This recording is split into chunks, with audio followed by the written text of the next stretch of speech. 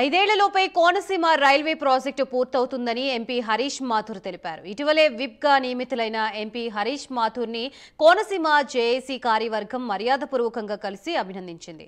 Kotipalli Narsapuram railway line పూర్తి చేయించడమే తన లక్ష్యమని హరీష్ మాథూర్ తెలిపారు. ప్రస్తుతం జరుగుతున్న రైల్వే బ్రిడ్జిల నిర్మాణ పనుల్ని వేగవంతం చేస్తామన్నారు. భూసేకరణ నత్తనడకగా జరుగుతున్న కారణంగా ప్రాజెక్టు నిర్మాణ పనులు ముందుకు సాగడం లేదనే అంశాన్ని హరీష్ మాథూర్ దృష్టికి జేఏసీ కార్యవర్గం తీసుకువెళ్లింది. సంబంధిత అధికారులతో మాట్లాడతారని హరీష్ మాథూర్ హామీ ఇచ్చారు.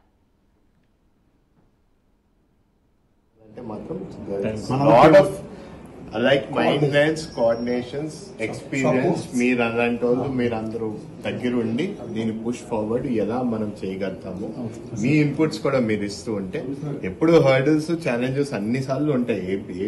ఏ టర్మ్ కూడా లేకపోవడం అనేది ఉండదు. ఆ టైంలో నాన్నగారు అప్పుడు రోడ్ బ్రిడ్జ్ చేయడానికే కూడా ఎదురుదాకా యానం చేయడానికి కూడా ఎన్ని హర్డల్స్ ఆయన దాటుకుని రావాల్సి వచ్చింది. Though he was a speaker.